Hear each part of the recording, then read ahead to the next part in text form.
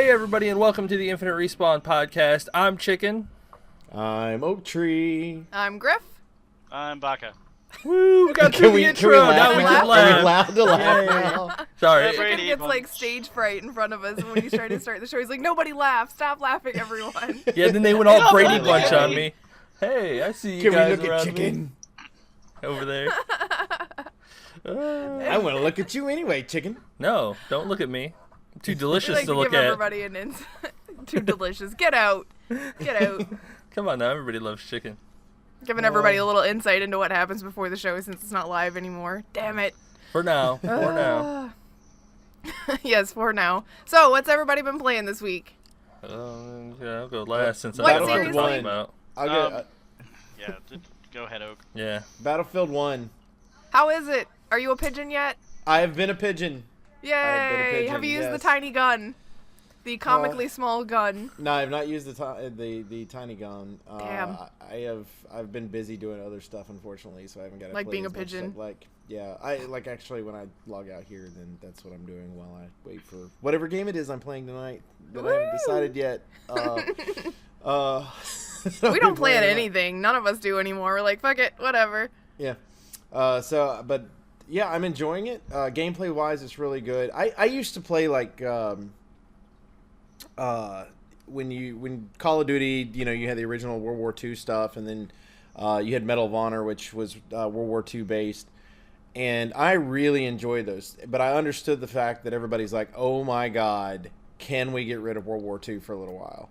And so then they went more modern towards it, right? Which is why we have Modern Warfare stuff and things like that. And then we went future. Yeah, then we went to the future. I like going back to this. I like that it's based on skill. Can I kill this person with a sight that, oh my God, is horrible? Well, because you didn't have like super triple scope, Right? infrared bullshit, everything. So it's great. What they did that was very unique, and I really want to commend them on doing this, is what they did. Normally when you play a game and you've got a campaign of some sort, what they do to set it up is they go, okay, here's your main character, and go on through it. In which the old Call of Duty games, they did a little bit of, here you maybe play 2 or 3 different characters or whatever, and then they end up meeting in the end type deal. What they've done really well with this one is I think there's 7 storylines, something like that. So each chapter is a different person. And they basically are saying, this is, like, I started off with the tank guy that's part of a tank crew, and this is that guy's storyline. And then they'll go to another one. This is this person's storyline. And they're not picking sides. They're not saying, okay, only the U.S. side or only the Russian side or only the Germans, whatever. They're not choosing sides on that, which is awesome. So it's about people just being part of war instead of choosing a side one direction or another. But what's really neat is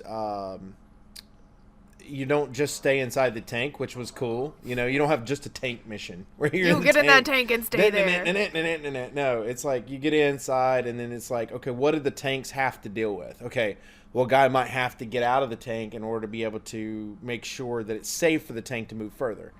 Things I would like not that. want to be that guy. Right? No.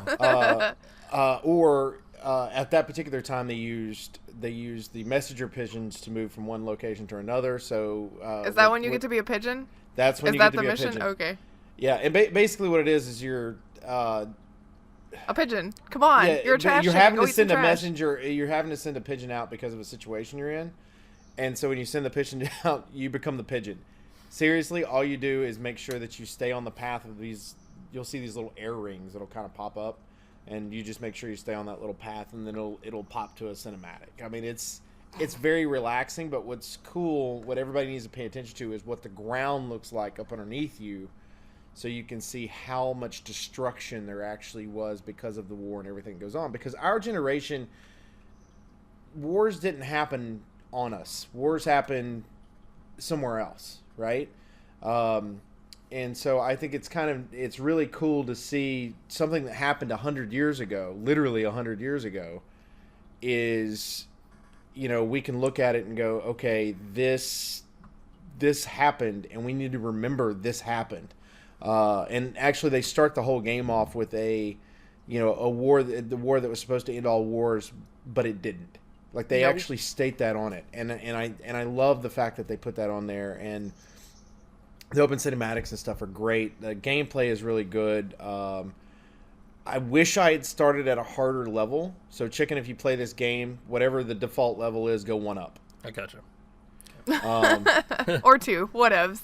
Yeah, probably 1. Well, I think 2's locked. Like if he went 2 up, I think he would have been locked. It's got one of those where you have to beat the game once in order to be able to unlock that one type thing.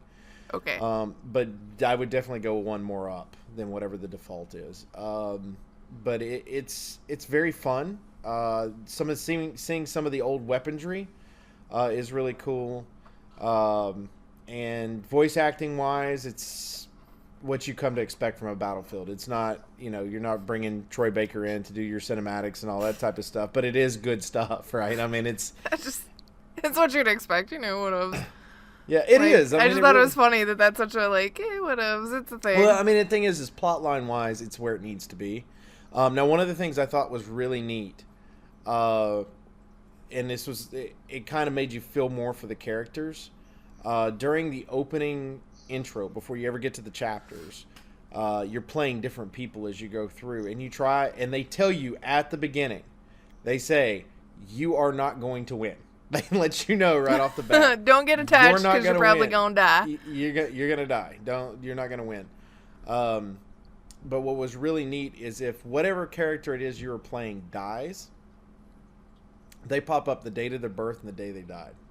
Oh, they give you like a little tombstone. And their name. Like it pops up on the screen. So it gives you a little bit more feeling towards the person you're playing as. Because I actually want to go back and play the intro again.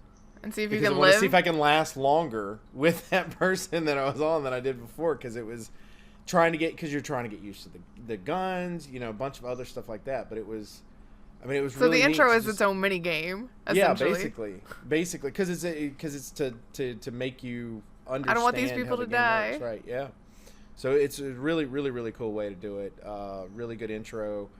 I'm interested to get to the next chapter of past the tank part of it and be able to choose who else I want to go. And it's random. Like you don't have to go to whatever chapter 2 is. You can go chapter 5 if you want to. Because it's not a concurrent story. Right. So you can go through and do whatever you want with that. So it's kind of neat. I mean, they don't have a 1, 2, 3, 4, 5, whatever if you want to do it that way, but. Well, they had to number it somehow, so you know which ones you skipped. All right, I went from 2 to 7, so I need to go back and do. Yeah, right. You gotta have something. That's where our brains work. So yes, I definitely recommend simple. it so far. Playing wise, get to me next week. Ask me the same question again. I might change my mind. I don't know, but right now, gameplay wise, campaign is great. I know that PlayStation's having and a lot of other companies are having problems because of DDoS attacks. Oh, yes. Screw you guys. That was a problem this weekend. But, I'm a hacker. No, you're not. You're overloading a system. That's not the same thing. That's not nearly as impressive.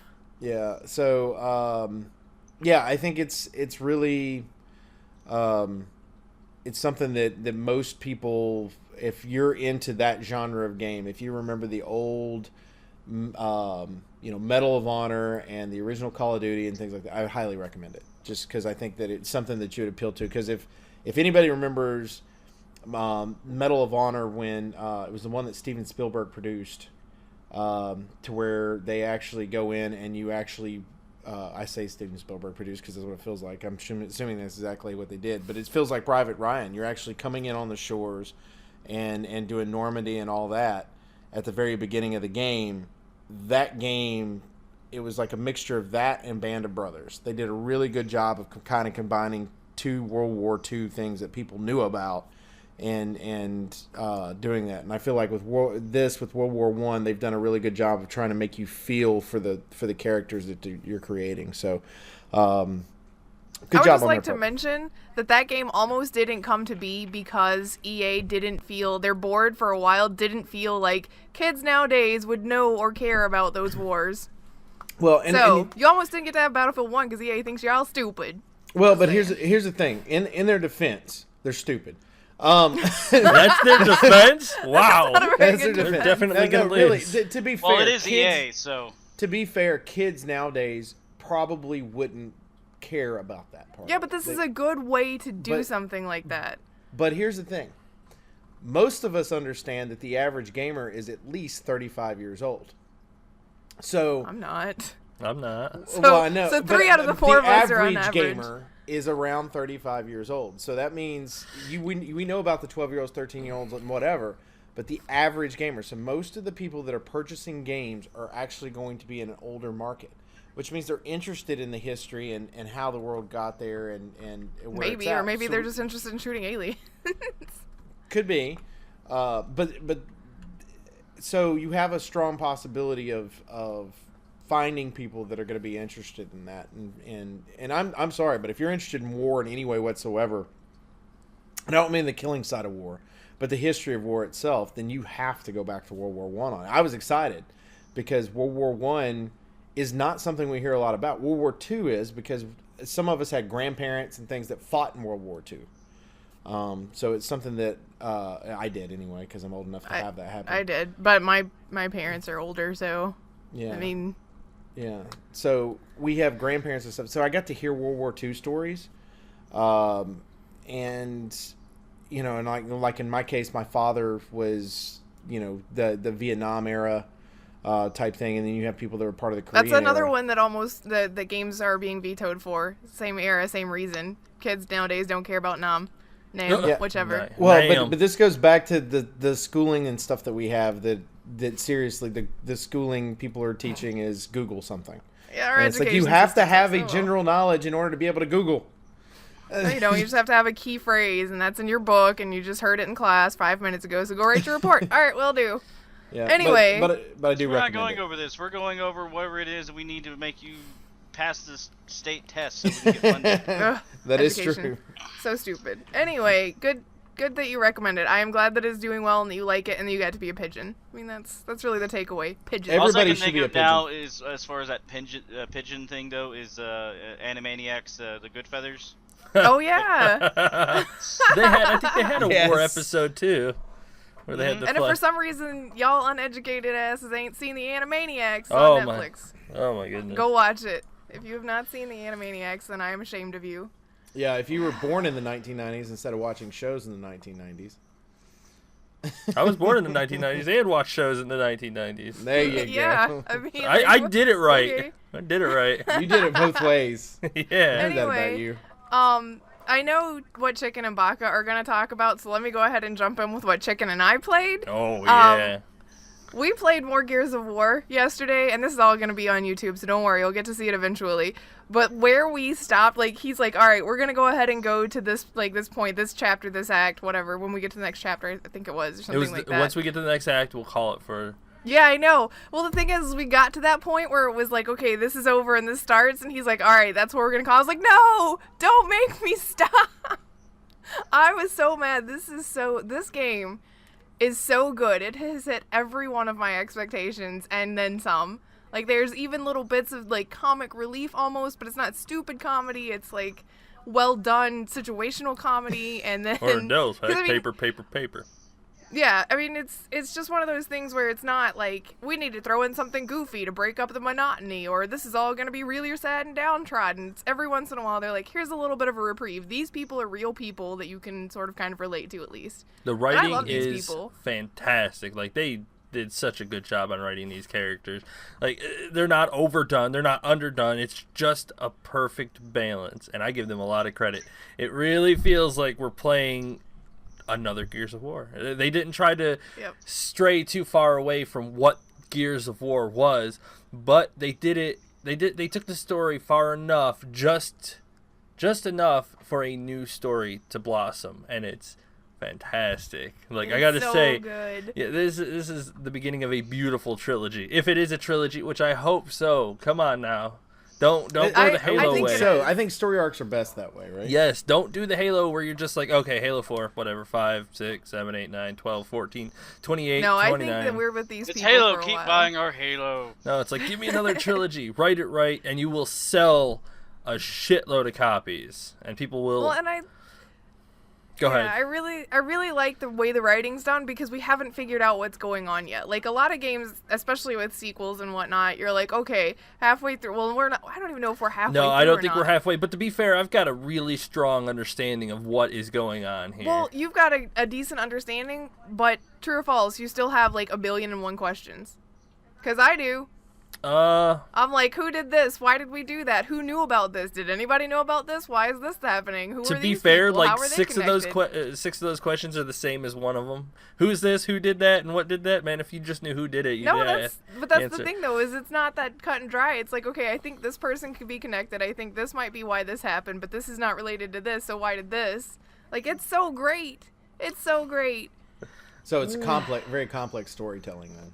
I wouldn't say it's the most complex ever, but I would also say that they're not giving away anything, which is nice. Yeah, they're not like, here's some hints, you guys. It's like, I just hope they don't forget about the beginning, where it's just kind of like we started off abruptly. I hope they go back to chapters 1 and 2 and kind of show us how we got to where the game began. I think we'll find out. I think that is all going to come into play. Yeah, like, and I'm so excited. If you pay attention while you're playing the game, you kind of get a few hints. If you listen to the dialogue, you kind of feel where they're coming from the beginning, but it's still a mystery. It's like shrouded in mist, so I have to see more about that. But the story's really good, man. Some of the dialogue, yes, it just takes you banter back to between the first few games.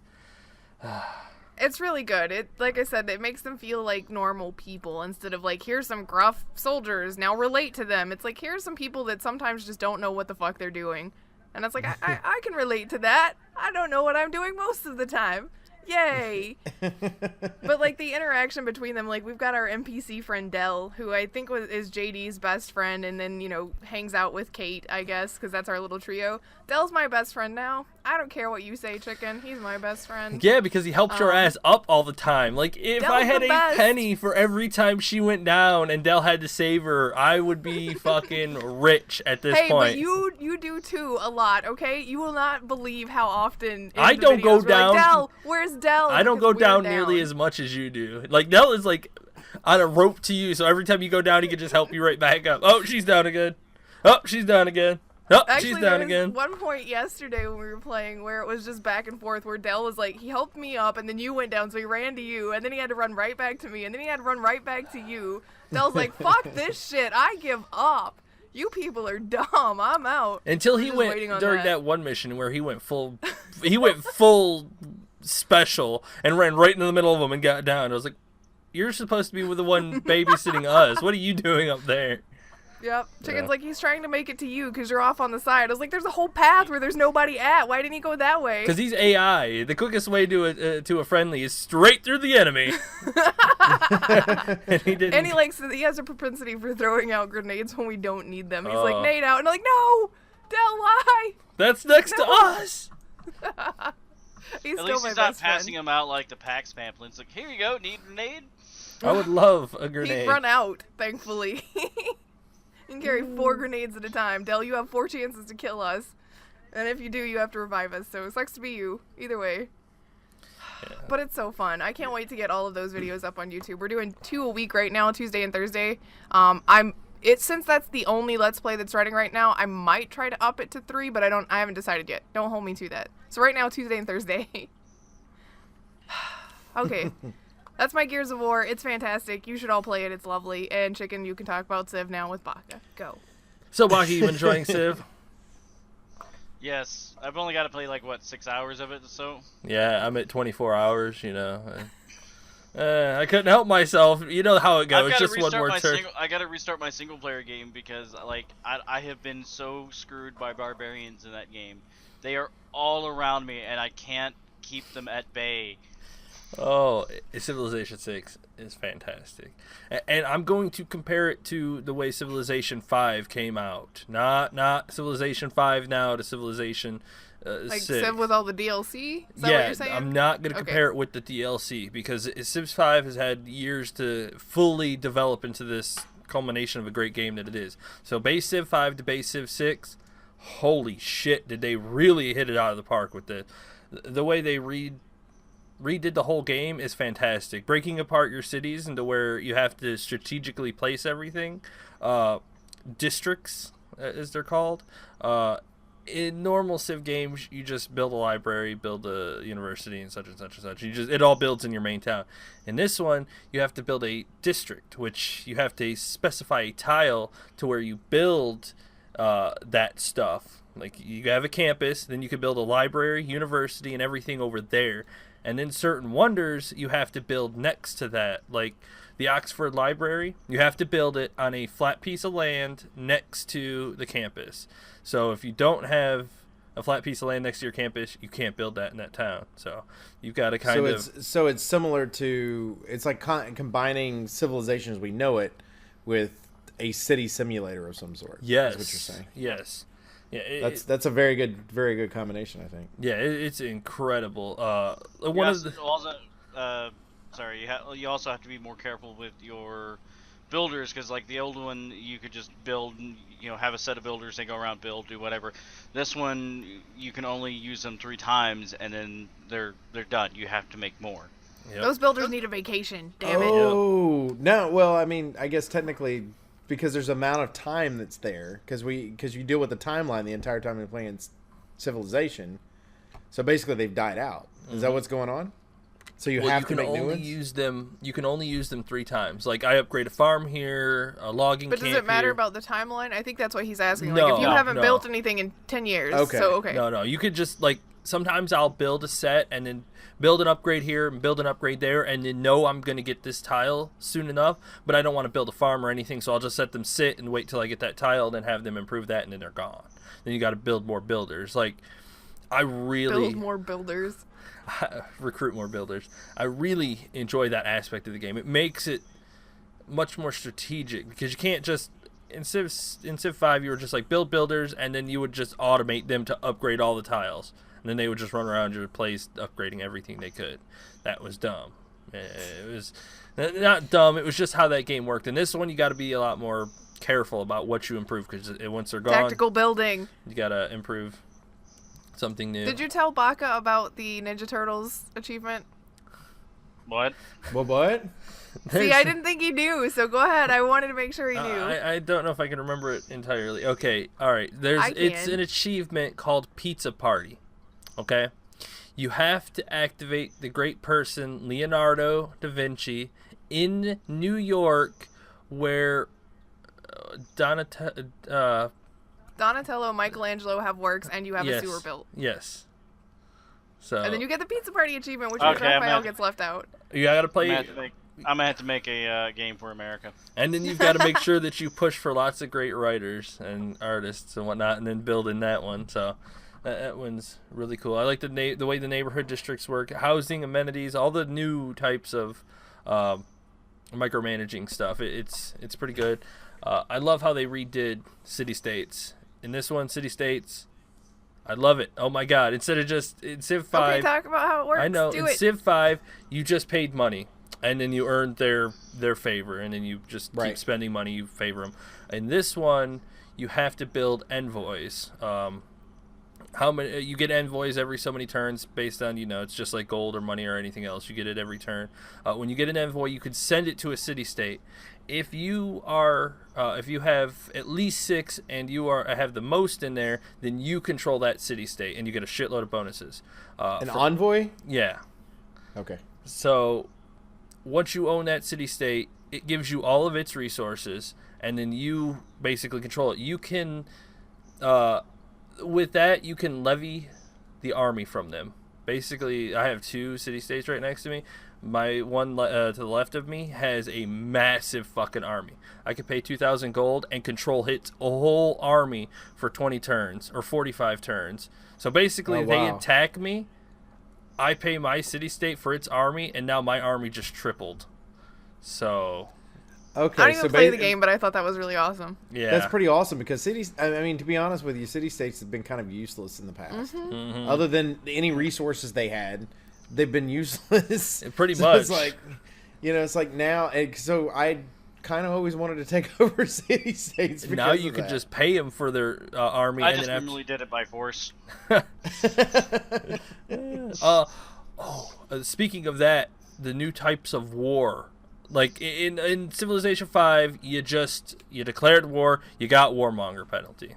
Oh boy! Right. In this one, there are many different. I forgot what it's like. Cessus belli or something like that. There are specific terms of war that you can use. In Civ 5, people would spread their religion to you. In Civ 6, if someone spreads their religion to you, you can declare a holy war on them and only get like a quarter penalty for declaring war on them, and then you can attack them immediately and not have the whole world hate you for it. So Holy war! So I love holy war, and if someone attacks your city-state that you own, you can declare a protected war on them and go to war, take that city-state back and give it to them, and then end the war and have no penalties. Or if somebody, that's nice. Yep. Or if somebody builds a city next to yours, you can claim a territorial war, destroy that city, get no penalty. So I mean, it's really, really unique. As long as you're strategic about it, you will. Nobody will ever hate you for it. It's like, oh, they're over here on my property. I'm gonna go ahead and nuke them. Don't hate me. Nuke them so no one can use the land. It's because it's my land. Oh yeah. I've had it before. Like I think it was in Civ 5 or whatever, where somebody attacked me and I got in trouble for striking back, essentially. Which is bullshit.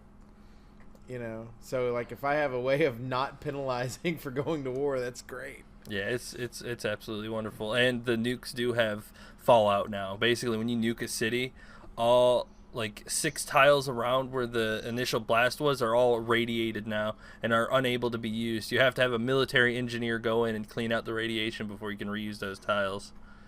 And then you build vaults, and then everybody lives for hundreds of years. It's great. Come back out and save the common. I mean, that might be a combination of 2 games there. Yeah. What? No.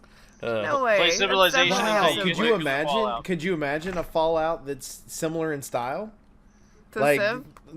To Civ, just like a combo between. Wouldn't be able to do it.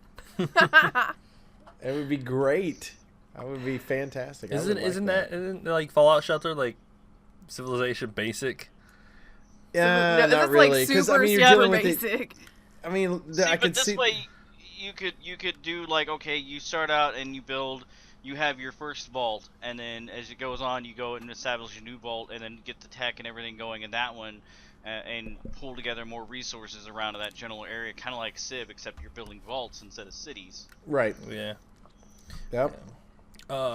Another incredible thing that they did: stackable units. Mm-hmm. That does not sound super impressive, but I can see why it would be. In the other game, you would basically have fucking 6 archers lined up, and you'd have to move them tiles separately. In this one, since I'm in the modern era, I took 2 of my infantrymen, grouped them up, and then when I entered the new era, you can group up to 3 units together. All right, so I have that they're called corps and then armies. Corps are 2 units, armies are 3.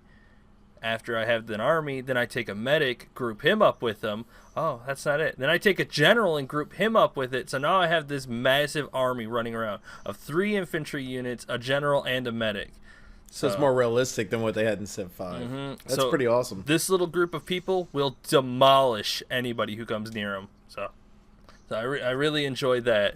And escorts. Holy shit, my settlers don't have to worry about being left behind. Just chain them to a group of warriors and let the warriors lead them. So there are a lot of improvements in this game. It is wonderful, and it has an incredible amount of potential. Now, can you combine other types? So, like, you could have archers and warriors together or whatever. Not as far as I am aware. Like, you can only group not types that you necessarily want to do that, but for defense wise, it would actually be kind of nice to have people defending your archers, because they're usually pretty vulnerable to ground attacks. So. You would just basically group them up and set them behind the melee. Yeah, melee and ranged units can't group up together because their attack styles are different. Gotcha. In this one, they have defense districts. In Civ 5, your only defense was your city. In this one, when you build a military district, it actually becomes like a mini fort. It has its own health and its own defense, so if anybody tries to attack, you can attack from your fort too. So okay, so the fort's actually worth a shit now instead of yes, yeah, because like before I didn't even want to build them because they were worthless. yeah. Now, well, the districts are good. They still have the little forts, and the forts are really good too. Like I set them out on the coasts and whatnot, and put artillery on them. So if anybody comes near, they get a massive bonus from attacking from a fort. So they're Awesome. really good. The military in this game is great. Everything's an improvement, 100%. The only complaint that I've really seen a lot of is that the graphics look a little cartoonish, which I'm okay with. I think it's okay. Hasn't Civ always kind of been like that, though? I mean, like, Civ 5 they're not was super uber realistic. Civ 5 wasn't. It looks Civ Rev definitely was.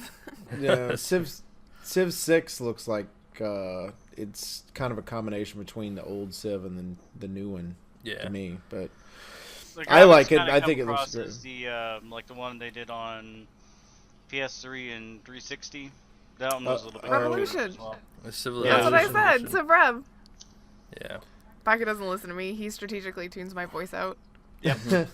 So I totally recommend this game. If you are a Civilization fan, get this game. I'll be getting it next week. I had to choose between Battlefield 1 and Civ. I chose Battlefield 1 because I knew y'all were going Civ anyway, so I might as well go for Battlefield 1. It's wonderful. Everything's an improvement. I'm going to play it right after we're done here. I'm going to load it back up and continue on. I'm playing Rome, by the way. Yep, he's like, can we start the show early so I can get back to Civ? New leaders. Do we have new leaders that are worth talking about? Yeah, there's some pretty good. Like Rome, every time you build a city, a road automatically builds to it. So that's really fucking nice. Oh, wow. That That's doesn't have real anything to do nice. with the leader. Roads are all of the bonuses are actually pretty good now. I wish I could go into detail with them, but it's brand new and I haven't remembered all of them. Apparently, people are having a problem with AI personalities. Everybody wants to go with everybody.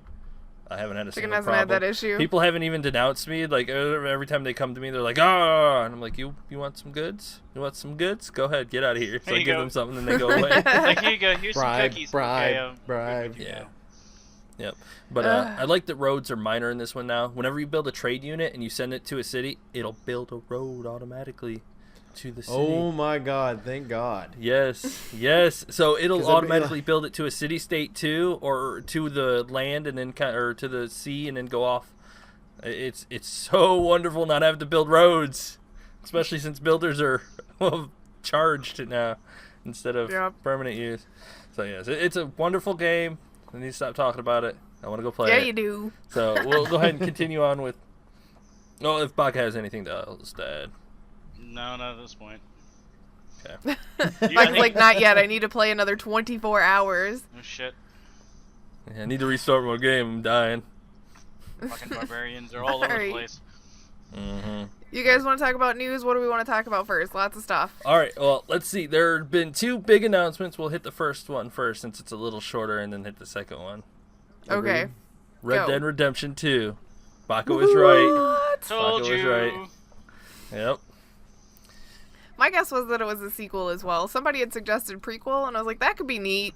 But I figured it was going to be the sequel, and it is. Yes, I want to replay the first one. I guess catch back up to where I was, and then finish it. Get good. That might be what I start tonight. Red Dead Really Redemption. sure. I need to play that. It's at a some fantastic game. I recommend it. It is GTA The out intro west. Just the intro alone, like just when you start off and you're on the train, I love the beginning of this game. It starts off wonderful. really well. Yes, if you've not played it, play it. If you don't want to play it, play it. I don't care. I will not play be it. shooting If you're horses looking unless to play absolutely the have to. second one, play it. Yes. I mean, we don't know anything about the second one yet. Like, they announced it. It's fall of next year. But other than that, it's like, here's the trailer. And it's a bunch of really pretty scenery. And some dude that's like, when you gotta run, you gotta run, or something like that. It's like, okay, what's gonna happen here? I don't know. But let's find out. Hell yeah, it is wonderful. Definitely a good game. Hopefully this one will It's turn gonna out to have be a good game multiplayer. too. Okay, multiplayer. Okay, you co-op make that face, or PvP. But, well, here's what I think. I think it's going to be like GTA 5, where you've got your entire single-player campaign, and then you've got the online stuff, because Rockstar trademarked Red Dead Online as a website domain. Wow. RedDeadOnline.com. I actually think that may outdo GTA Online, to be honest. I agree. Like, Could you imagine being in a carriage or a horse and getting robbed by another player?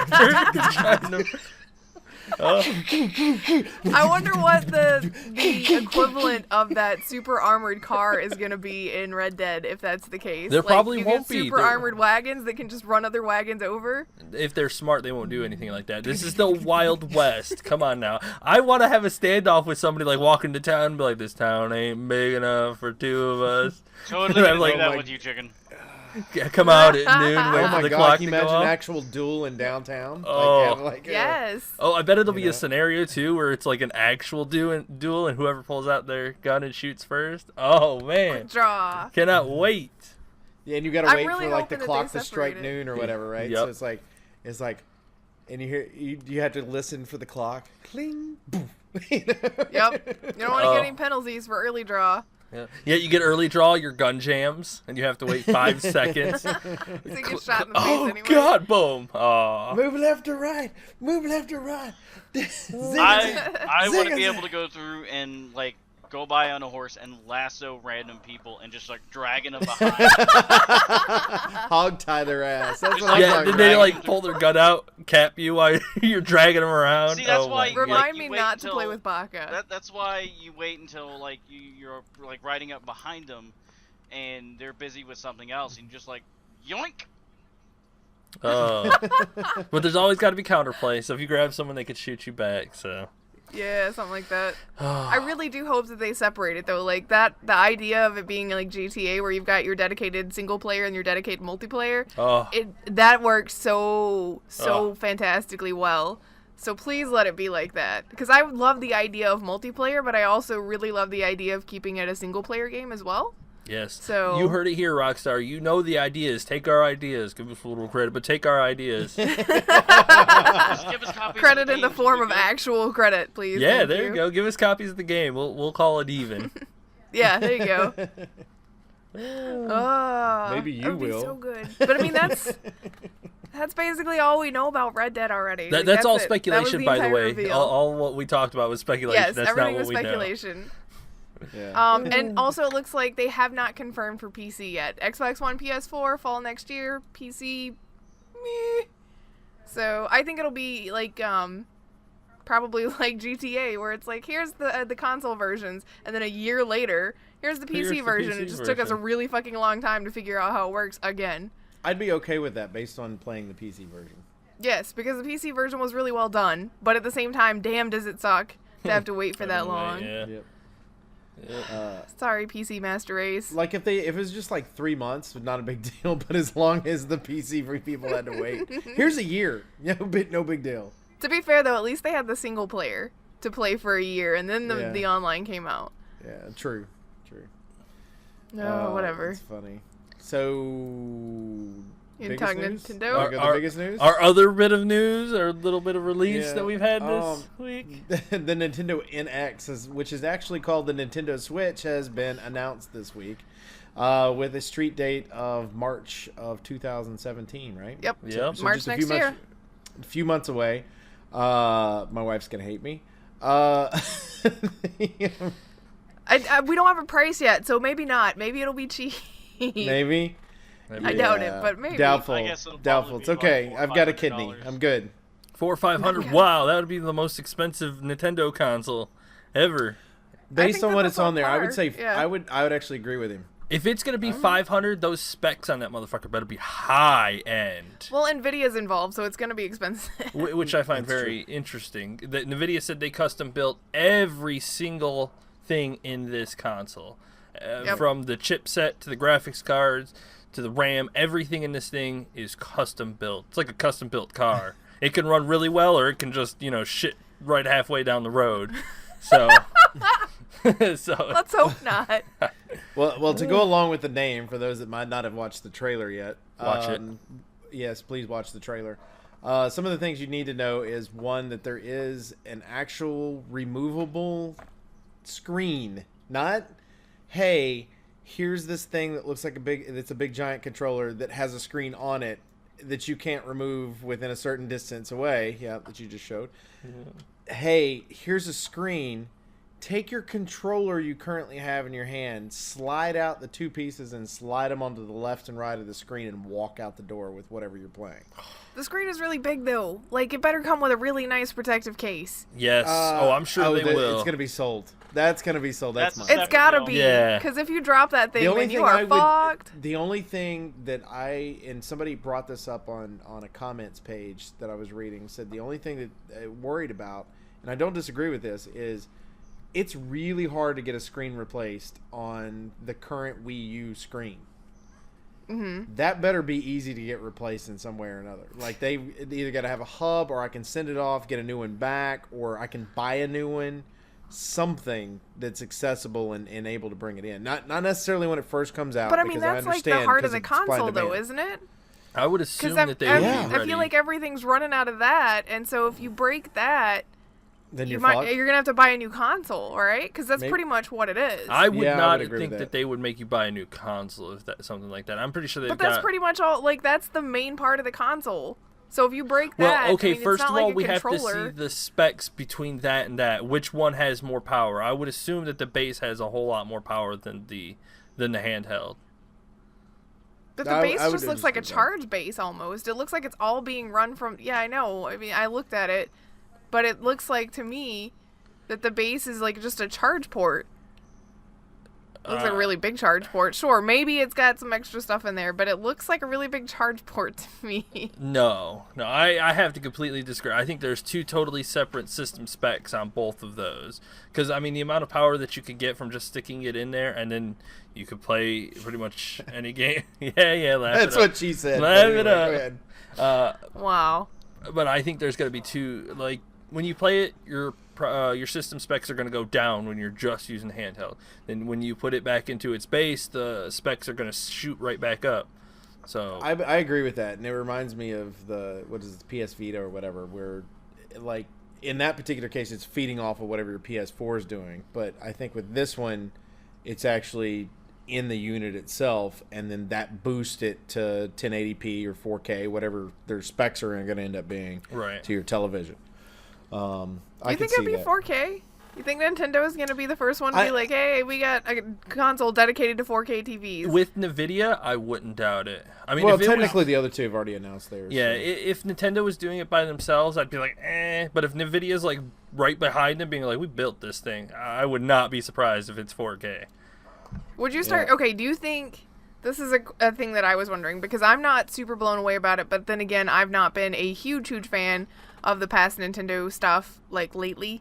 So, do you think that this console will have enough power to make hardcore gamers swap from PS4 or Xbox One to Nintendo? No. That's never their But that's objective. The thing is, that's what it looks like they want to do, because they're showing off NBA 2K17. They showed off Skyrim, neither of which, by the way, are confirmed as launch titles for the Switch. But they showed those off in the preview trailer for the Switch. Yeah, so it looks like they're going to try to hit hardcore gamers with games that they want, plus a new Mario. Because I think they lost hardcore gamers. Well, they did, but I mean, Nintendo's never really felt like it should be super hardcore to me. Okay, go ahead. All right. For hardcore gamers, you like to sit down and play games, but for, more casual gamers, you have to sit down and play games. With this thing, if Skyrim is confirmed, with this thing, you could go ahead and load up Skyrim. You're playing Skyrim, you've got a road trip or something. You just put the controllers in that motherfucker, you take Skyrim with you.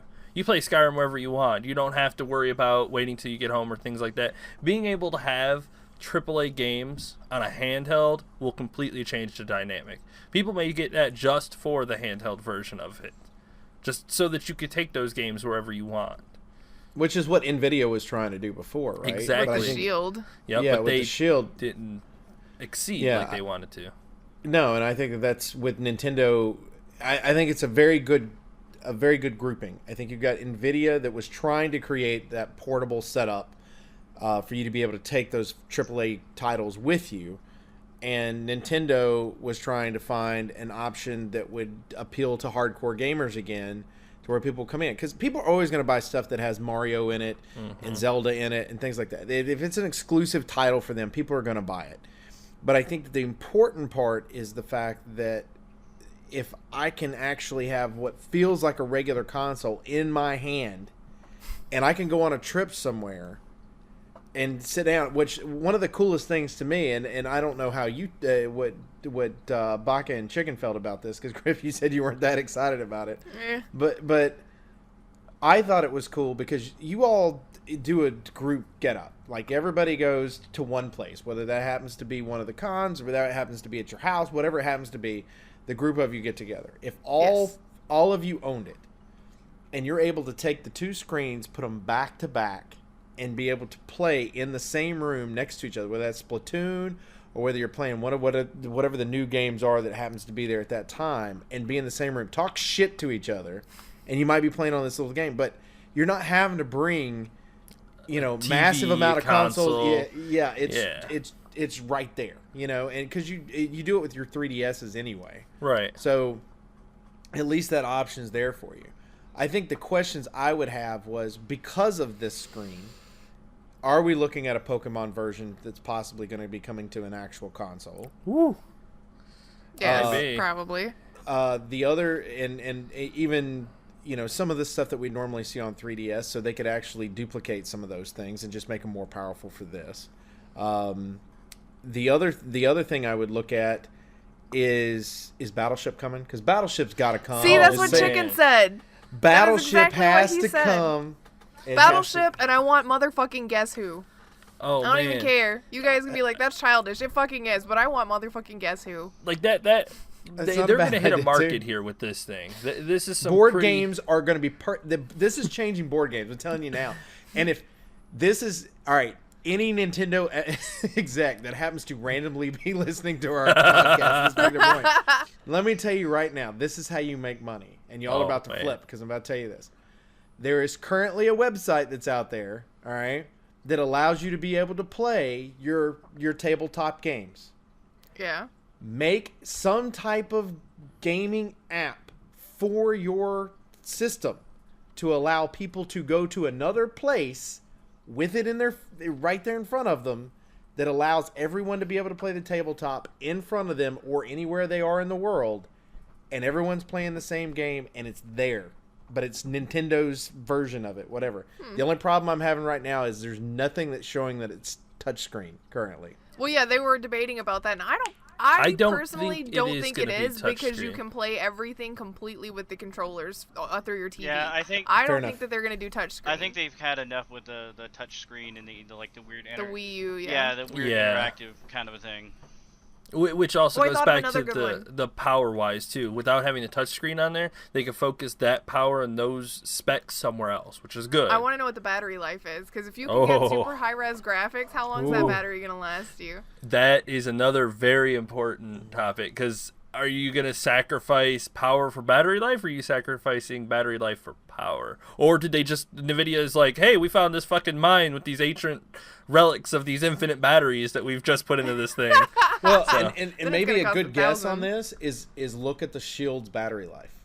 Was it good? Okay, that's a good way to go. Yeah, I mean, I don't know. I'll have to look at it. We're using NVIDIA's technology. Right. So it might not be the same, because they could have modernized it, whatever it happens to be, but at least it would give us an idea of where to start from. So if we can find out how long the Shield's battery life is, then maybe we can get an idea of how long this would be. And it's also worth mentioning, we were talking about, you mentioned, everybody bringing their consoles and putting them back to back and playing. You can actually do 2-player multiplayer on one console. You can take the little controllers off and everybody gets a tiny one. When I say everybody, I mean you and which your again friends. is great for trips. Yeah. I have two kids. Though. I have 2 kids. Okay, here, Griff.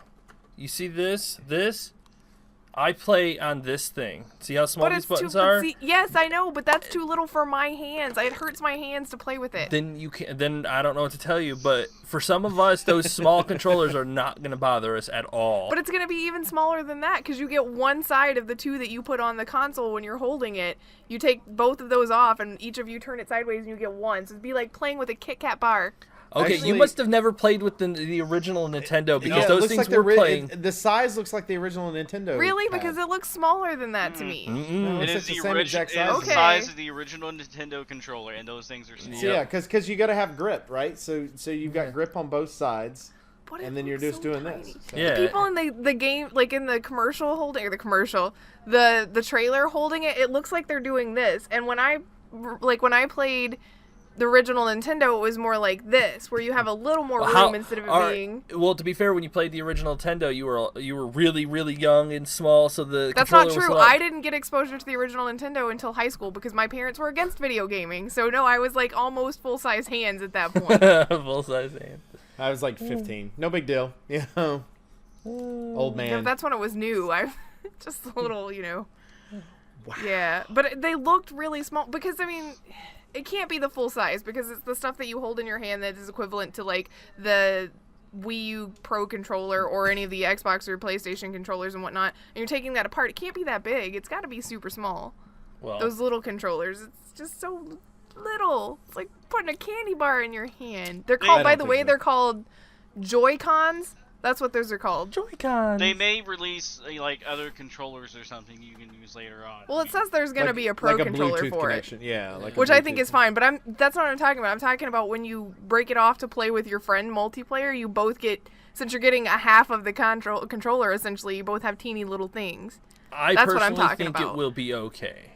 Yeah, I think it's going to be the same size as a regular, what we're used to. Yeah, an original old school Nintendo controller. Because, I mean, those things were not that big.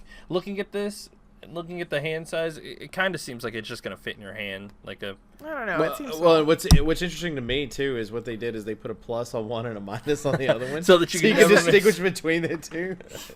Well, that's actually you have to be the minus. Too, I'm going to win. So that you know who's playing which side. But, Like always, Nintendo jumps forward with their innovation, changing the way I guess closing the gap between console and handheld with NVIDIA's help, of course. Got to give a lot of credit to NVIDIA here. And like you said, Oak, perfect combination of companies. They couldn't have done it. Couldn't have chosen a better partner, in my opinion. No, it's a really good combination. I think that the interesting thing is see what they do with it. What kind of innovative games they can come up with, whatever it happens to be. I think that's one of the things that made the Wii as popular as it was the fact that they actually, when they came out with the Wii and they had that motion technology, it was on there. It was coming up with something that, I mean, seriously, you could go in our case, we could go into our local Hooters and play Wii because it allowed people to get up and bowl and do a bunch of stuff, and everybody would be playing and having a good time type thing. And so if we can get the social part of gaming back in and not just the part where people are playing online only, because I think Nintendo's always talked about getting people out. Get them out of their house, go do something. Yeah, but I'm a hermit. I don't want to leave my house. And you don't have to. Sit here and play. But and that's the thing is it's fine. They're giving you both options. But there's a lot of people, kids specifically, because I'm not looking at people that are our age or a little bit, well, a good bit younger than me, but that are our age. But I'm thinking of my kids. I need to find a way to get my kids out. Which sports, stuff like that, I can get them out and do that type of thing. But if they want to play a game because their dad happens to be a gamer, I need to find a way for them to that social aspect of it and make sure that that's not lost on them sitting on a couch with their friends and being able to talk shit, whatever it happens to be. It's like, when my friend Mike comes over to the house and we're playing FIFA, that's one of my most fun times gaming. It's the same thing with y'all when you have everybody at your house or you're wherever you're located at and all your group of friends is at. That's some of your most time, because it's one of those, I enjoy sitting there and going, you want a beer? You want a drink? Blah, blah, blah, blah, blah. And knowing I can come back and we're all playing the same game and everything, instead of me going, hold on, we got to pause. I got to go get a drink. To me, it's that aspect of having everybody in the room that just makes it a little bit more fun. And I think that Nintendo has always done a really good job of that. But I think this is a way of doing it, and you being able to take yourself to your friends. Yep. And being able to play, which is, they've done a really good job with the 3DS, but this is a bigger screen, it looks like, and it gives a more powerful experience, which the 3DS wasn't able to do. And my thing is if you're a person that's thinking of a 3DS, now granted there's games that are going to be different. If you have a choice between a 3DS and this, and the price is close enough, go for that. Like, what do you go with? I would go with the Switch. Yeah, and that thing is, like you were saying, you take your kids out, instead of having them each sit on their phone, play it, you set that on the table while sitting at dinner, give them each a controller and let them fucking play Mario Kart while waiting. Like, you got yourself portable entertainment that's not a phone. Fair enough, it's video games, but at least they're not just sitting there watching YouTube videos or fucking Dancing Barney or whatever. They're over there shit talking to each other about who's winning. Like, right. I think that's a better option for things like that. Not everybody gets a trophy, damn it. Not everybody gets a trophy. Not everyone's First start competition now. All right. Oh. Well, I'm glad that everybody's excited about it. I wish I was more excited about it, but I need to see, like Chicken said he needs to see the specs. I just need to see it out in the wild with somebody playing with it. I need to see actual hands-on. Yeah, sorry, there was one other thing that I wanted to mention. No discs for this thing. Yeah, it's cartridges. It looks like the 3DS cartridges. Can you imagine the day that we see How much information can you put on those? Back in the day, a 512 kilobyte RAM was like this big. Now it's like micro size. No, I mean I understand that, but I'm saying like how much data can we put on that? I guess quite a bit. I guess nowadays. Now we're to the point where we can put a whole bunch on there. It's just look at flash drives. I mean, several years ago it used to be like, oh my god, that has a gigabyte. That's a whole lot. Now it's like I could buy like almost a terabyte size of poor flash drive. Exactly. Well, I know. I guess that's the case. Is they're gonna be like tiny little flat USBs, essentially, specifically tailored USB ports. Yep. And that's also much safer for a mobile count. I don't know what the fuck we want to call it. This so mobile that it doesn't console. Scratch the disc. I see what you're saying. Exactly. Because I mean, carrying around those things and put it in your pocket, put it in your purse. You're just walking around. That's why you put take it in out. Your pocket. No, it should be big enough that you can't fit it in your pocket. I got big pockets. It needs to have a case. Yes. Yes. If I pull that thing out, there better be a case. case to put in it because I mean, and I'm looking at it from a dad's standpoint, right? I've got a 5-year-old and a 1-year-old. They drop everything. You know, I got my 5-year-old for her 5th birthday a 3DS, but she doesn't play very often, so Dad's gonna have to start playing it now. But you know, I think that when the 1-year-old starts playing more on the iPad, which we had for the 5-year-old when she was about 1, when she started playing on it, it's gonna be dropped several times. Ooh. And that's basically I'm what an adult and I can't hang on to shit. Ain't that the truth? I mean, and the thing is they make. They need to do a good job of making sure that whatever case they have on it is similar to the Nerf cases that they have for the 3DSs, and then also the life-proof version type that they have for like iPads and other types of tablets that are out there. They've got to have something that's on there. But the question that you have at that point is, are you protecting because now you got these sliding pieces, right? Well, I can foresee them creating one that just kind of goes over the top and around the back, and then you can still slide the handle things. Yeah, it's got to have the slides, right? Right. And just say it's never going to be waterproof because of these slide things. Yeah, pretty much. Don't drop your fucking shit in water. Period. I mean, why is your kid playing with this in the bathtub? I don't get it. Exactly. So I mean, you'll probably have to take the thing off every single time you want to hook it back up to the console. So. Mm-hmm. Oh, yeah, for sure. I didn't even think about that. Yeah, you'll have to take it off, put it back in. Surely there's some type of plug, like adapter plug, that's going to be to where I can charge it without having to do that. Because if you're on a trip, right, you want to leave the base at home, right? Yeah, you might be able to. I'm pretty sure they'll have like a It's got a charger headphone jack, so hey, iPhone 7, what? Oh, those are things of the past. Yeah, here we are. What's funny is 5 years from now, we're all going to be going, remember when we had headphone jacks? That's what's going to end up happening. I don't think so. Yeah, we're all going to be holding on to our switches going click. Yeah, I remember them. I know we're running long on time and everything, but there is at least one story that I wanted to get to before we finished everything up. Okay. And I'm sure 3 of you know what it is. Oh, absolutely. I know, we were so excited about Red Dead 2 and the Switch, but that's not all that's going on right now. The voice actors have gone on strike. The whole negotiations that they tried to have like 3 times this summer and everything, none of that shit worked out. So guess what? It's time to strike.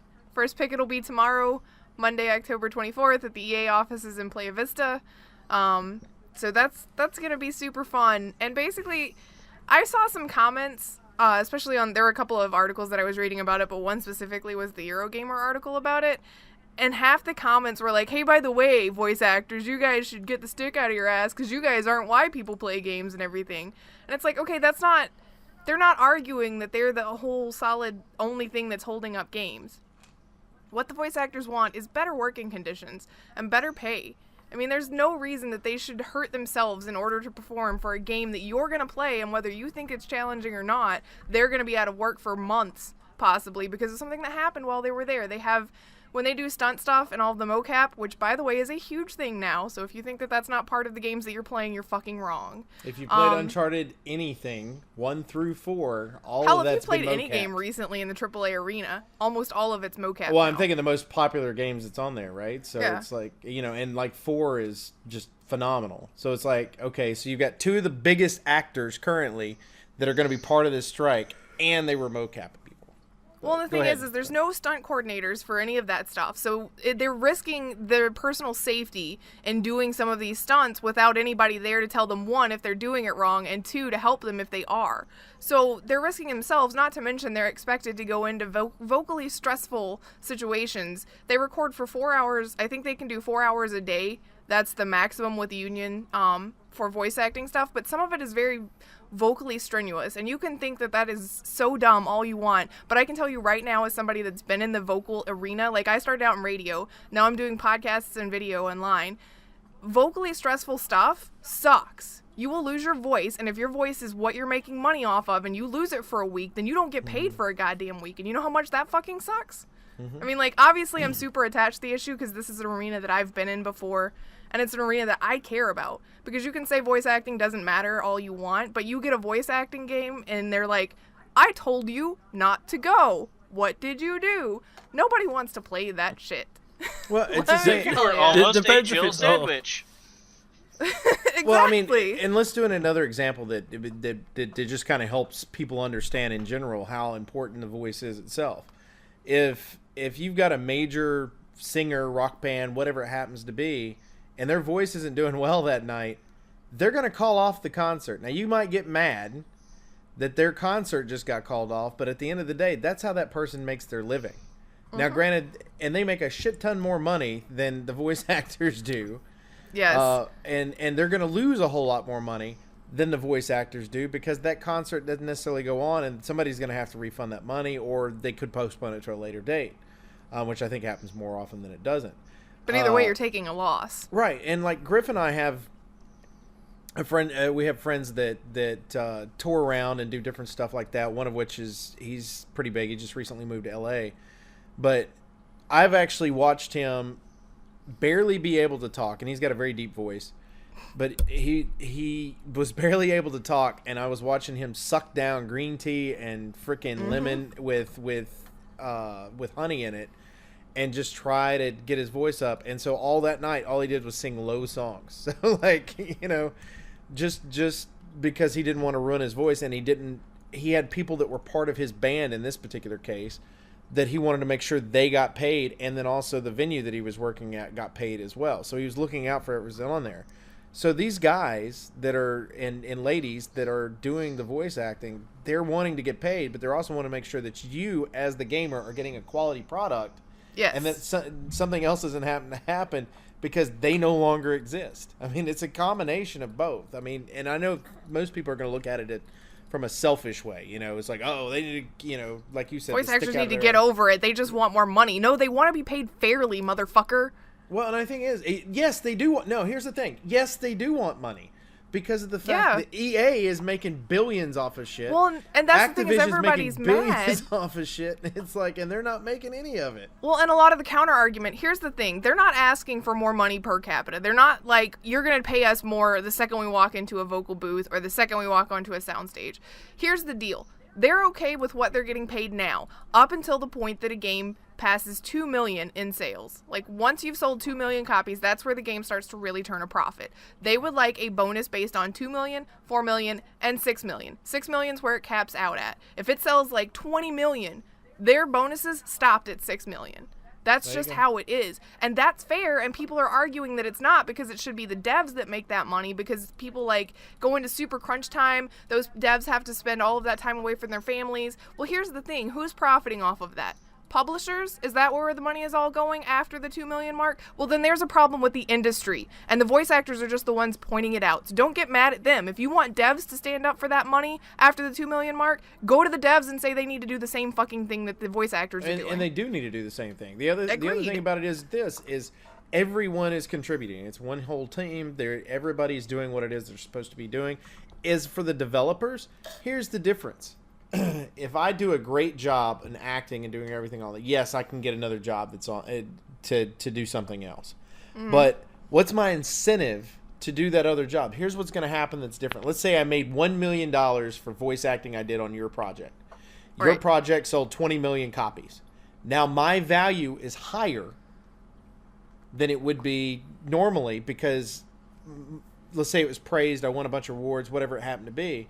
So if you want to make a sequel to your game and it includes my character in it, you're going to have to hire me back. Yep. Now I'm going to look at it and I'm going to turn around and go, okay, now my value is $8 million where it was $1 million to start with because of how much money you made off of it. It actually will cost them less money to do it the way it is. And it's the same thing for the developers.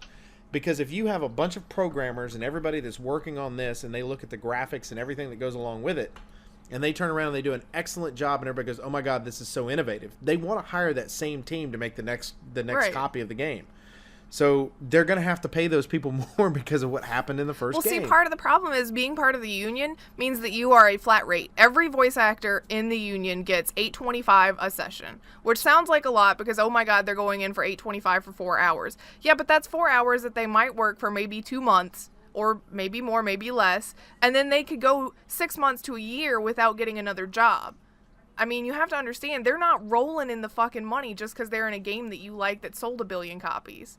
It's not fair to them to ask them to be in unsafe work environments and to work for less and not make any more once a game has been proven successful, especially if it is because of them. Would The Last of Us have been as successful if it wasn't carried by some of the voice actors the way that it was? No, it fucking wouldn't.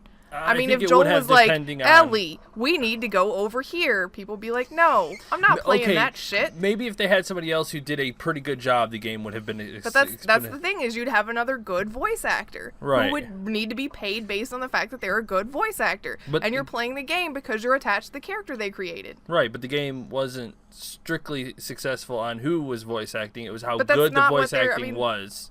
That goes back to if it's an issue where the publisher makes all of the money and the devs are getting shit on because of it the same way the voice actors are, the devs need to be part of that argument. Well, yeah. Well, and here's the thing is what we need to do, and I want to point this out because I think it's very smart on the Actors Guild part of this, is what they did was they said, this is based on quality of product.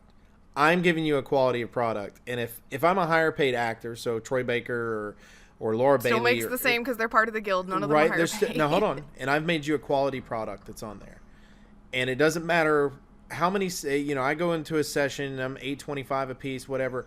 Mm-hmm. The larger the campaign, the more voice acting he's going to have to do, the more money he's going to make. Same thing for Laura Bailey, whoever. Okay. So they are going to make more money that way. But that being said, if you make more money off of me, then in turn, you need to give me more money back. And that's all they're saying that's on there. So they're $2 million, $4 million, and $6 million. If you make $3 million, you're only having to pay the $2 million off of it. Mm-hmm. Whatever the percentage is they say, even if it's 1%, that's at least something back off of it. The other side of that too, to look at, is the fact that, let's say all four of us decide that we want to start an indie gaming company. Okay. Right? That's a stretch, but sure. Well, let's say that we all just went to school, learned how to do all this stuff, and we're geniuses and we can figure it all out. Okay? Okay. So we create our first game, and we have to go through the guild in order to be able to hire a qualified actor to make sure it happens. Right. Because if it's, I'm not sure if it's like the film industry is or not, but the film industry is, if you plan on acting, you have to be part of the guild. Yes, that is largely how it's done. Okay, so you come into an indie game. We've created this indie game, so now we have to hire qualified guild actors and bring them in. We're paying a flat rate that's at a low cost. Our first game out, nobody hears about. We paid the same amount of money as somebody that EA did. But the difference is we sold 1 million, but it gave us enough to be able to put the next game out that we might sell 4 million of. Right. And so it cost us the same. So it allows us as a smaller company to actually be able to succeed and move forward versus somebody only EA and only Activision and only Bethesda and only, Square, all these large publishers and stuff that can afford to have these larger games. This helps gaming as a whole. Yes. That flat rate does, and then also an incentive to get good games out there and good acting out there is to make sure this happens. And it's like it's just a matter of looking at it from different perspectives. But I mean, yes, to Chicken's point, Last of Us had a fantastic plot line, which is what drove it. But that's Screenwriters Guild. That's another guild that actually, had been on strike and worked their ass off and done other things as well too. And if the acting hadn't been what it was a combination of all of it. Everybody's got to realize it's a team. Whether it's you can have a great story, but if you have shitty acting, it's not going to go anywhere. It's just not. And it's the same way with gameplay. With games, it's really divided. Not anymore. You've got to have, not anymore. But if you have a shitty story and you have shitty voice actors carrying it, or not even shitty, but people that just don't care because they know they're not getting paid anything, it's not going to be an enjoyable experience no matter how great the mechanics are. And seeing people be irate that the voice actors went on strike because of this is so frustrating. Like, so beyond frustrating. It's basically being told that you should get paid shitty money because your job doesn't matter. That's not how it is. Their job does matter, and whether you like it or not, whether you can name 30 voice actors or not, you enjoy what they do, and you benefit from what they do when they do it well. Mm-hmm. So they should be fucking paid for it, and fuck you for thinking otherwise. Well, and it's the same thing. This argument is not a new argument. This happens a lot in lots of industries. NFL's done the same thing. When you see the players go on strike and things, NFL makes more money than all the rest of the professional sports combined does. And so they believe the same way when it comes to their union, the way it's set up. This is not unusual. You're talking billions of dollars in all these industries. Yep. NFL's $1 billion company.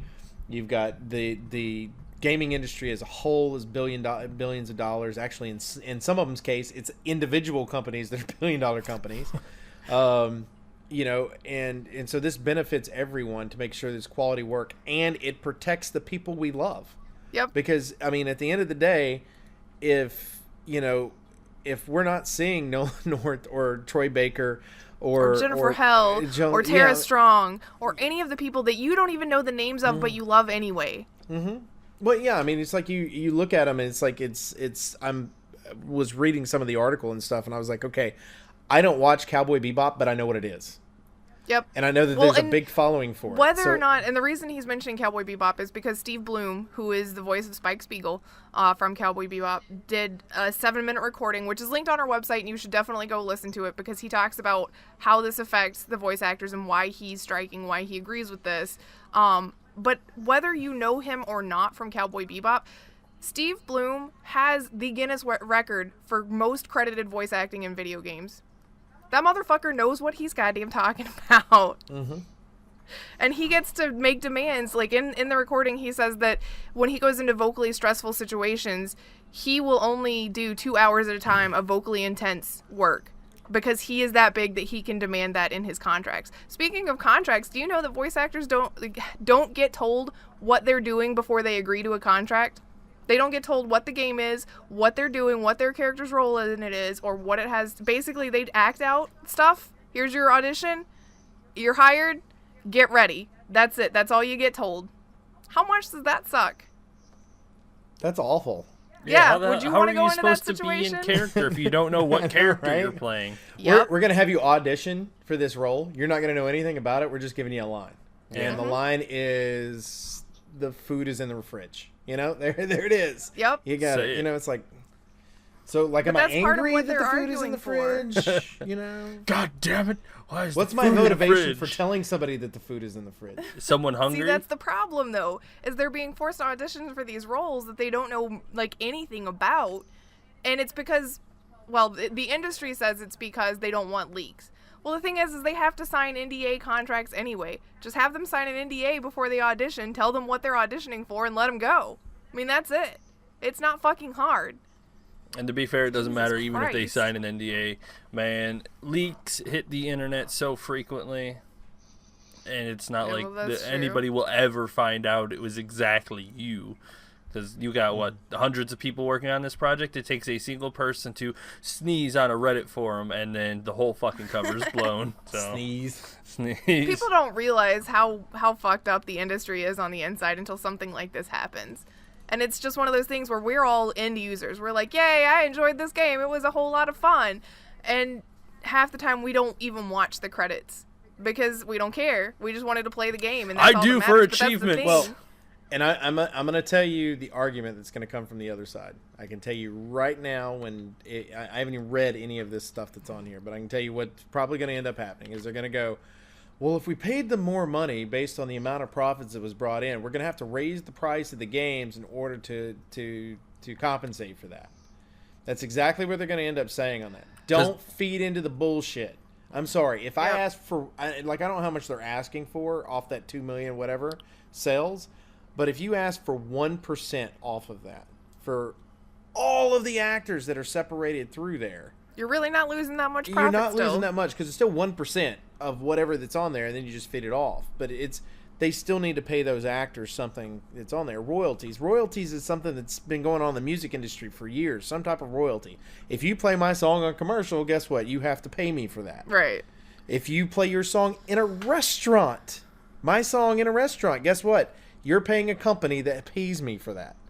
Because I wrote a song, and therefore, even though people aren't there, they're just there to eat, my song happens to be being played in the background, so you're paying a basically a blanket fee, right? It's just you're paying that on there. It's just the way that the industries are working out, and because this is a relatively new industry, they should have learned from other industries as they've gone. Well, the problem is the laws and everything that the union or that the industry is using are laws and everything that were set up in the early to mid 90s. Do you know how much the market's changed between now and then? It's time to update, motherfuckers. Let's do this. But unfortunately, they don't want to budge because it benefits the big money makers, and they don't want to share that money with anybody, no matter how hard you worked on it. Because that's money out of the big wigs' pocket. Fuck you guys. I know. Now, if you want me to voice act in something, I will do it for the flat fee. $8.25 for a 4-hour session. Yeah, that's about it. Well, the problem is you could be $8.25 for a 4-hour session. You go into your first session and they want you to scream for 3 of those 4 hours, and then you can't work for the next 2 or 3 weeks because your voice is gone. So you just lost a whole fuck ton of money. I don't know what you're talking about, and I'm good. I could totally do this. Definitely go listen to the thing that Steve Bloom recorded. I mean, if nothing else, you get to hear Spike Spiegel talk to you for a few minutes very sincerely, and it's lovely to see an inside take on it, because it's gonna mean more coming from somebody that's actually in it right now than from me, even though it matters so much to me. So definitely go check that out, and screw you guys for trying to screw the voice actors. The hashtag Performance Matters is still going, so if you want to speak out in, not promotion. What's the word I'm looking for? Support of the voice actors. Hashtag Performance Matters. Sorry, I've had a little bit to drink and it started, I'm so wound up about this that I can't words right now. I'm so mad that people were mad about it. Screw those voice actors. Let me Screw tell you what I would be mad at, though, if I was a voice actor right now. Not just everything we just talked about, okay? The fact that not only are we part of SAG, which is, by the way, one of the worst names ever, which is the SAG-aftra is the... SAG. Yeah.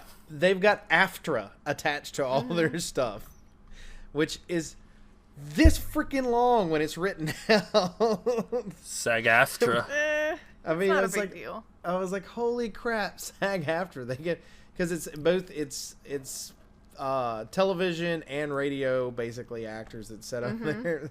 And it's just like, wow, that Film, is television, radios, instead of it just being the Screen Actor Guild. And radio covers everything, including video games. So basically any sort of media. Short of the music industry, I think. Okay, so they make $825 per 4-hour session, right? Right. And they want, like Oak was just using a number, 1% of 2 million copies if they sold. Mm-hmm. It's just a back-end bonus. I know. They make $825 per session, and even if so, that's like, $10,000 for a whole game, and that's putting it heavily. If they make 1% of 2 million copies, that's assuming the company sold 2 million copies at $60 a piece, the company would make $120 million. The actor would come out with $1.2 million out of that. No. That would be divided across all of the actors. Across all the actors. Across all the. Yeah, he's not saying that like Troy Baker's getting 1%, Nolan North is getting 1% of Uncharted. No, that's not how that works. Well, they would definitely go from wherever they are in there, so they would skyrocket tax brackets.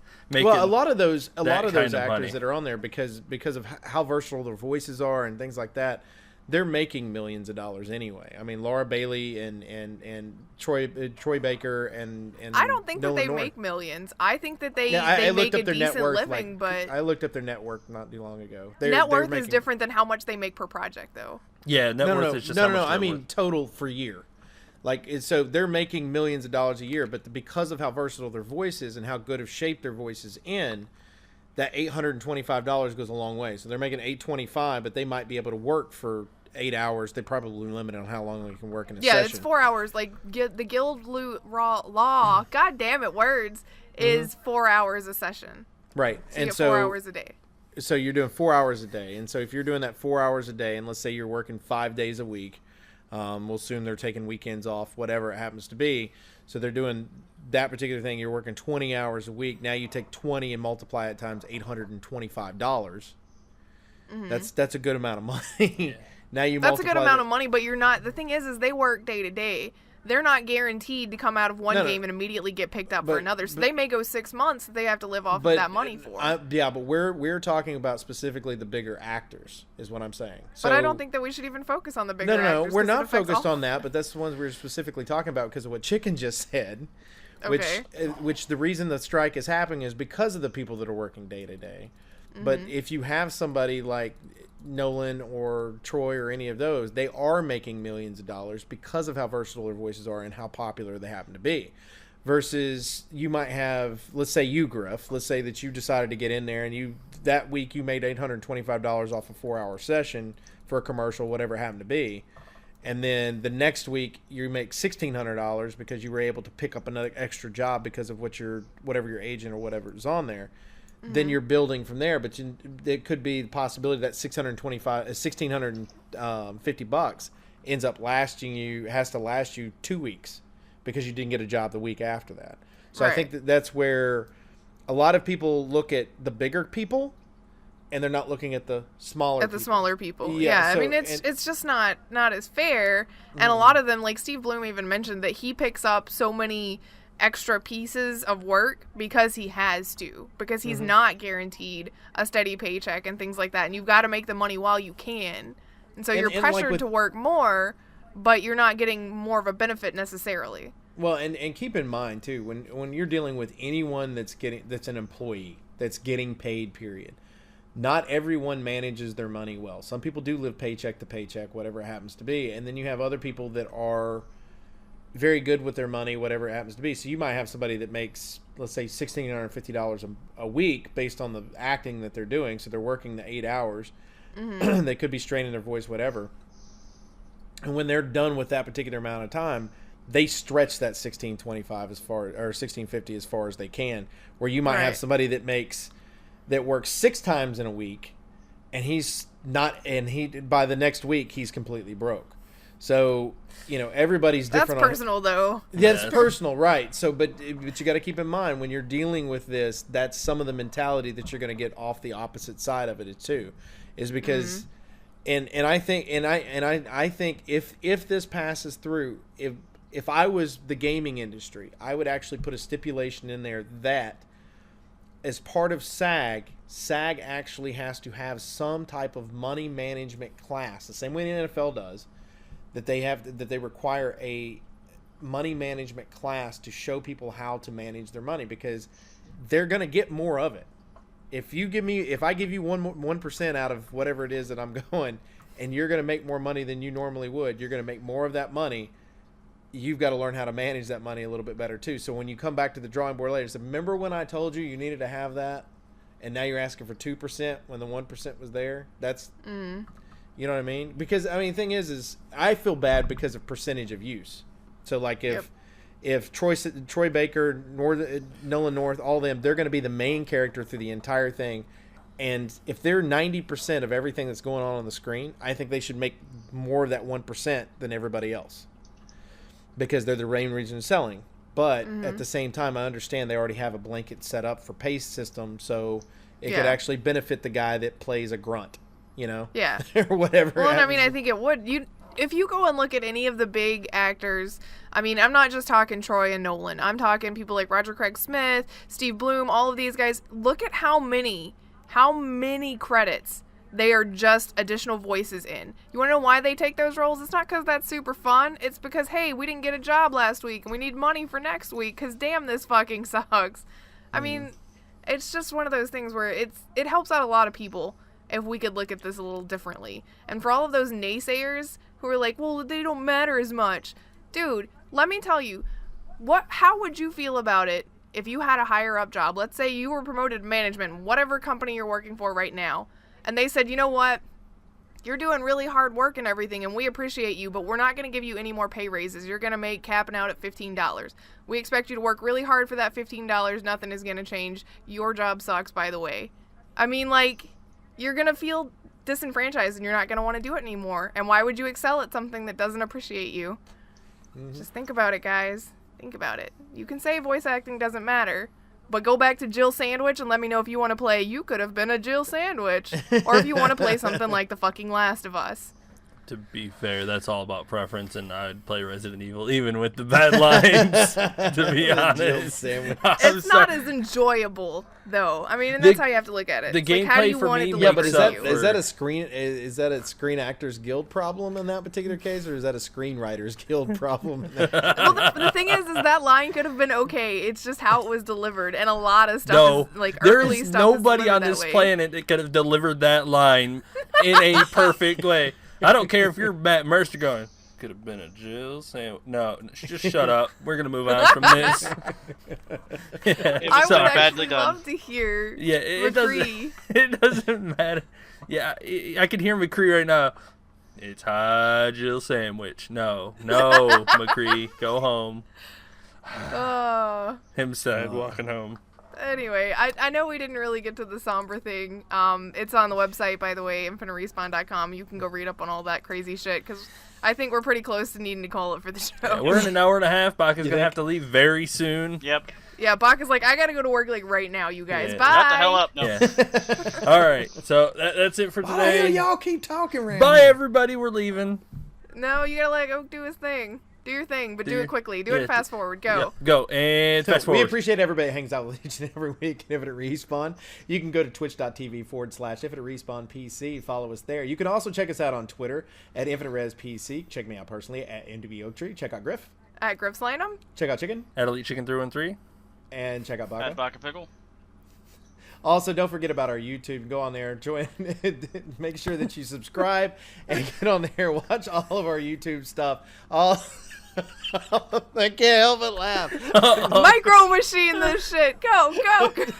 Make sure that you get on there. Go as quickly as you can. Go on there and make sure that you watch all of Griff's Let's Plays with Griff's Let's Plays with Chicken, and also Baka, and also by herself, and also some of our just watch everything on the fucking YouTube yeah, just channel. go on there and watch things. That's all you gotta do. Just watch shit. We're good to go. And don't forget about InfiniteRespawn.com. Go on there, join the forums, hang out, do everything you gotta do. For Infinite Respawn, I'm Oak Tree. I'm Griff. I'm Chicken. I'm Baka. See ya. Bye. Please